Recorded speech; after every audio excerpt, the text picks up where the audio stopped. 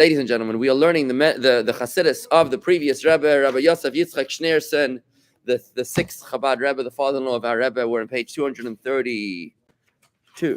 We're on page 232, and we are concluding this discourse. The discourse is about the purpose of Torah and mitzvahs. It's quite personal, it's quite beautiful, it's quite practical. And we're learning about the impact of the spirituality on our physical lives. The confluence of spirit and physical, of material, and of the spiritual component of our Judaism with our physical life. How does this flesh, how does it blend? We began this discourse, just to refresh your memory. It's going to be in a nice playlist laid out on YouTube, where you can watch the whole thing in sequence. We started off with the prophecy of Isaiah, which we read this past Shabbos in Shul. Nachamu, Nachamu, Ami, be consoled, my people, says your God. A double expression of consolation. And the question was, why double? Why does the prophet Isaiah say twice Nachamu? Why does he have to say it twice? No word in Torah is redundant. No word in Torah is unnecessary. No letter in Torah is unnecessary. So why does it say twice Nachamu? What, was he stuttering? What's going on over here? What's happening? So today we dive deep. Today we're diving deep into it, into what happens as a double impact whenever you do a mitzvah. Good morning, Terry and Fran. Terry's in Atlanta, Fran is in Northern Florida. Satellite Beach, I think. So there's a double impact on when you do a mitzvah. When you don't do the mitzvah, there's a double darkness. What's the word? A double void. And the consolation of the prophet is, that when Mashiach will come, that void will be doubly replenished.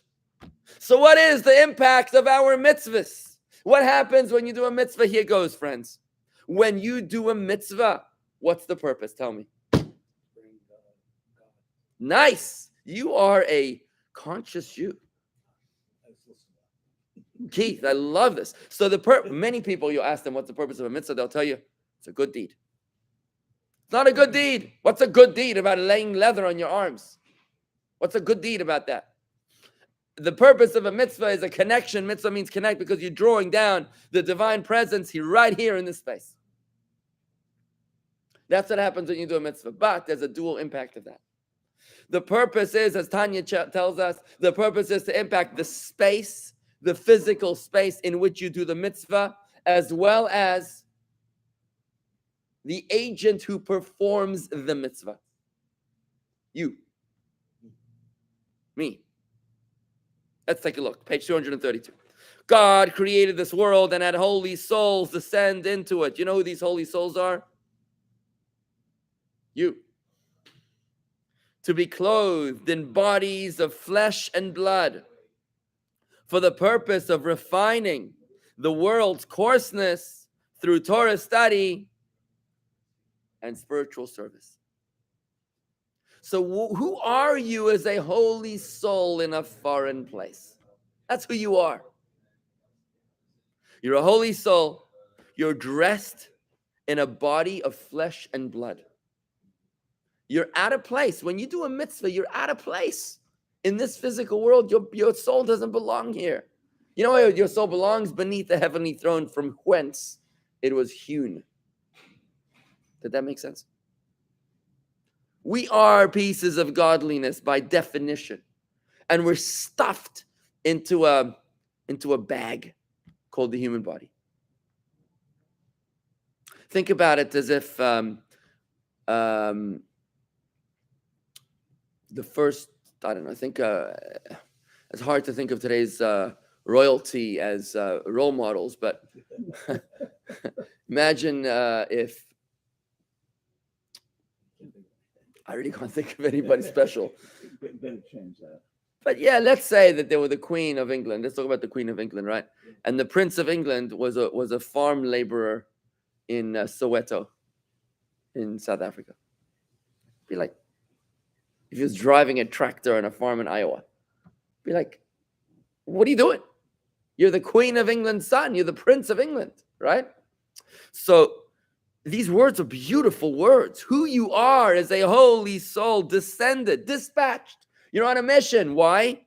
to refine the world's coarseness through Torah study and spiritual service. Right there encapsulates the purpose of our existence. It is for this reason that the mitzvahs are cloaked in physical matters. Other religions criticize Judaism for being too physical. You ever heard of this? So, for example, other religions or faith groups, they like to be abstinent. Judaism is anything but abstinent, right? Sexuality is considered a weakness in Christianity. Certainly inappropriate for the clergy. Well, Depends. But no, there's also denominations. I'm talking about, classic Christianity. Classic Christianity, what do they call it? Celibacy, right? But in Torah, it's the first mitzvah in the Torah. In fact, the high priest needed to have a reserve high priest on Yom Kippur who was in reserve in case the wife of the high priest died. That would render him ineligible because he's not married. Can you imagine? The high priest is ineligible to serve as high priest in the holy temple if his wife died.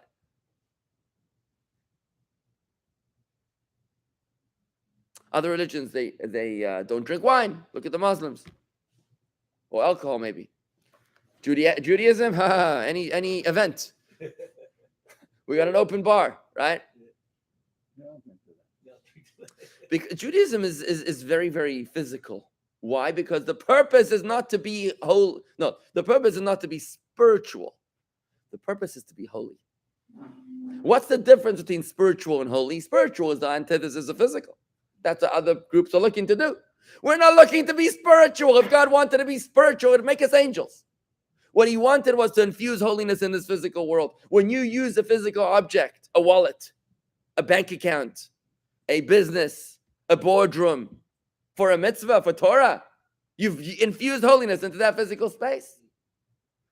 It is for this reason that the mitzvahs are clothed in physical matters. A bracha, a blessing is to be recited on everything you eat or drink. This is not because God is trying to drive us mad, bonkers, that you have to make a blessing on every piece of food that you eat. Because you have to remember that God is such a power freak that he needs to you should know that he's the boss all the time. No, the reason is because you're infusing consciousness and awareness into this creme brulee. That's why. The creme brulee should know that Hashem Echad. You follow. And when there's thunder, the same thing, or lightning, you have to acknowledge and verbalize and affirm the conviction, the belief in one God. A blessing is right. The doorway of one's house must have a mezuzah. The beard and the payas are a sign by which a Jewish face may be recognized. I was in the memory care unit yesterday with Rabbi Label, and we were singing with one of our members. It was in memory care. Another man walks over, clearly out of it, and he starts talking to us in Yiddish. And I said to him, "How did you know I was Jewish?" The visual brought him back somewhere. It was very beautiful. We sat down, we davened together a few minutes, we sang. It was very beautiful.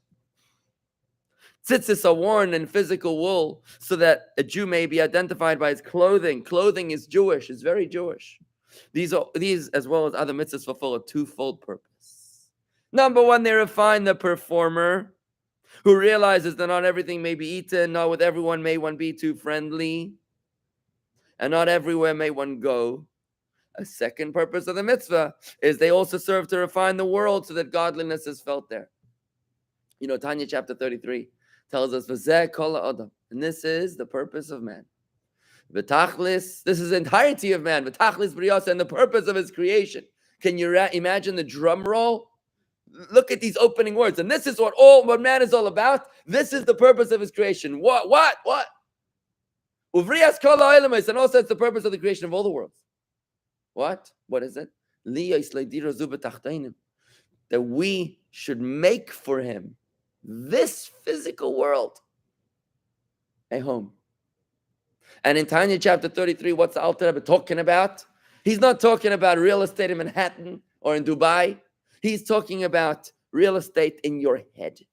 That's what he's talking about. He's talking about your brain space as the most precious piece of real estate on planet Earth. If you woke up in the morning and you checked your email and things are not looking pretty, I hear the stocks market is doing very well today. Is that I heard? No, I don't check. Done it. Okay. You woke up and things are looking south.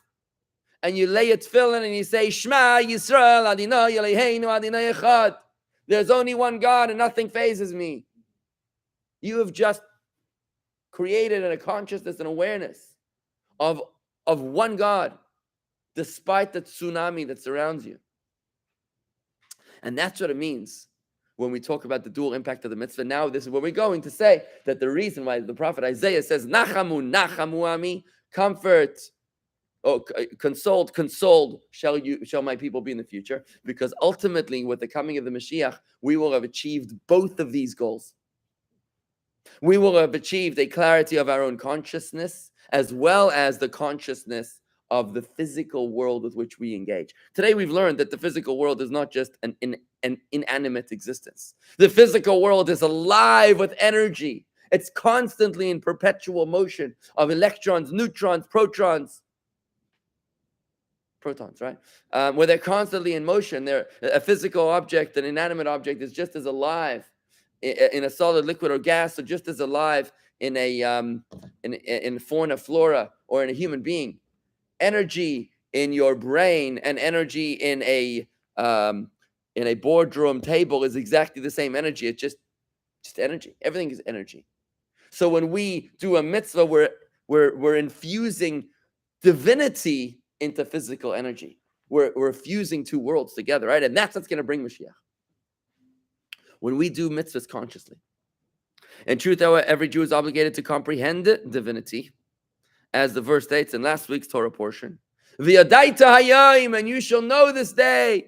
V'ashivaisa levavecha, and take it unto your heart. Ki havaya hu elikim, that havaya, that God who is infinite, the God that makes miracles happen, Hu Elikim, is Mother Nature.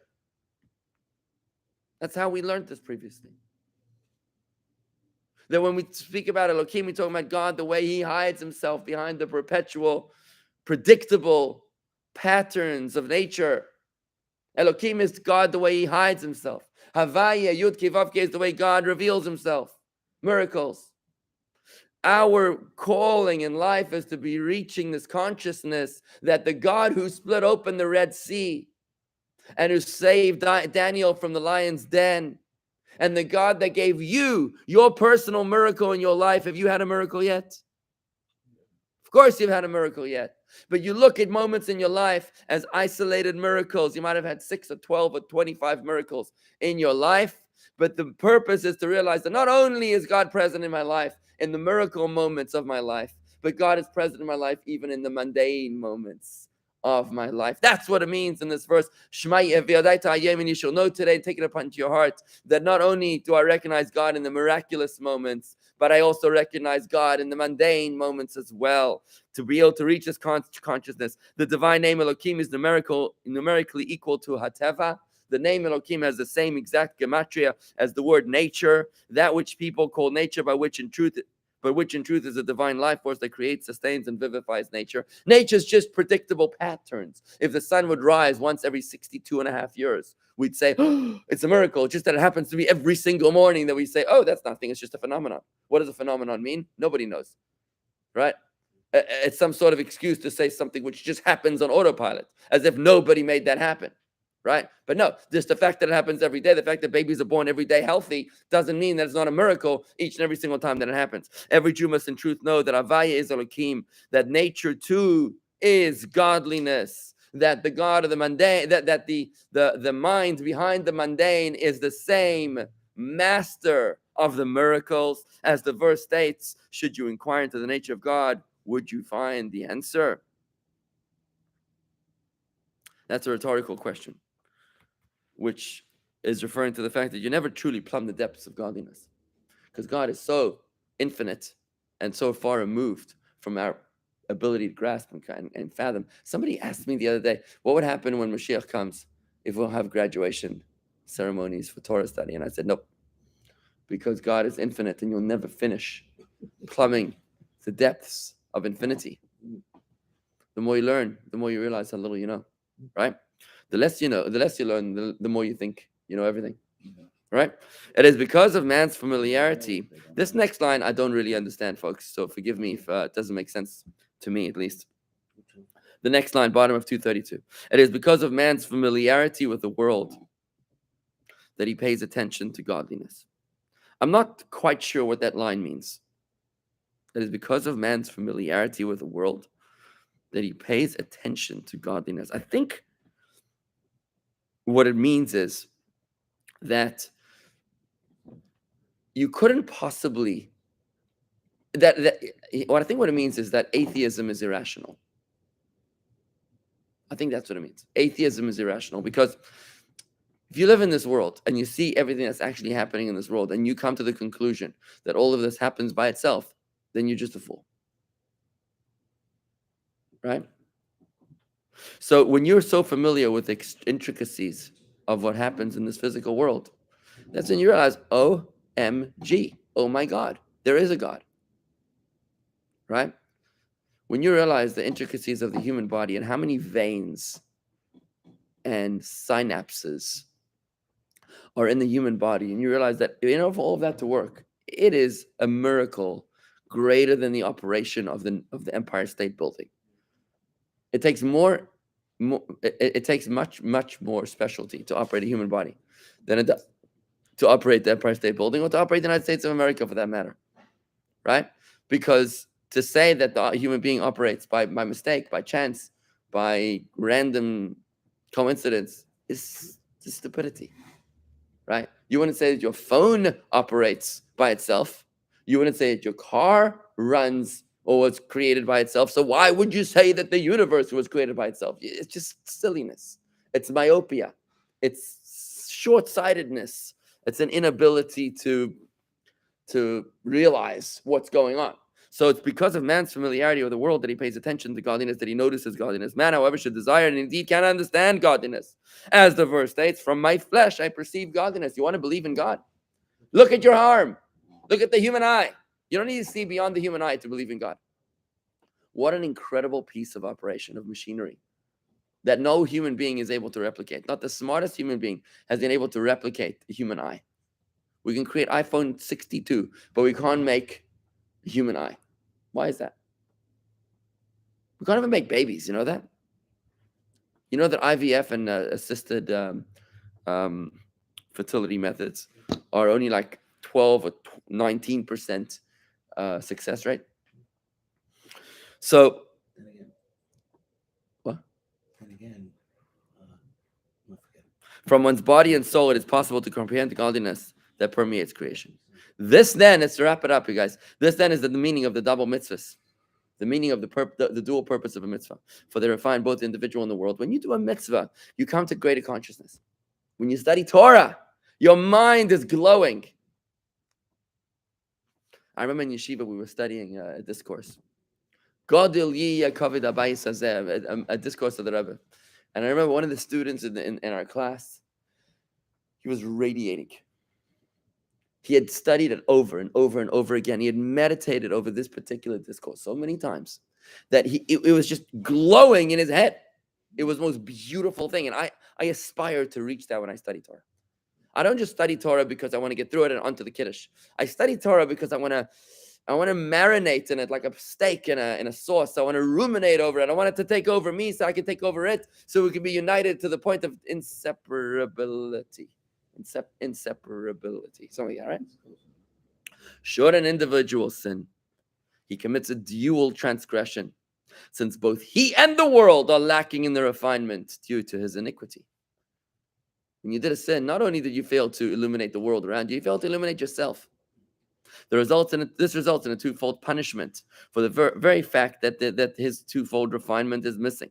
Is in and of itself a twofold punishment. It's not that it's a punishment. It's just that your lack of action created a double darkness. That's not a punishment. It's just a consequence of your negligence. However, when teshuvah is done, repentance, consolation comes about both above and below, with the ultimate consolation being realized with the speedy coming of Mashiach. Friends, we bring Mashiach. This is why the prophet says in Isaiah, he says in the opening words of this Haftarah, chapter 40 in Isaiah, Nachamu, Nachamu, Ami, Yimar Elekechem. Be consoled, my people. Your God will say in the future.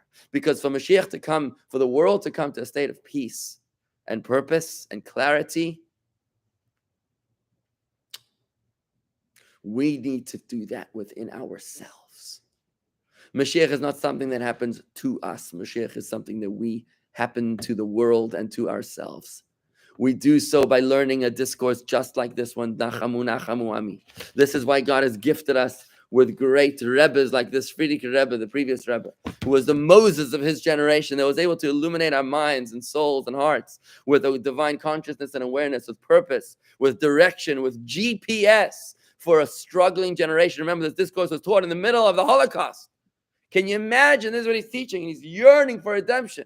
And he says we're living in an incredibly dark time of suffering and trials and tribulations. But we have to meditate our way to clarity. Let's conclude in summary. Why is punishment and consolation twofold? This is a natural consequence of the fact that all the commandments are double mitzvahs. They both refine the person as well as the world. So the godliness is then perceived and understood. Here, Mashiach is the consequence. Mashiach is the true consolation. Folks, what do you say? Questions, comments, critique?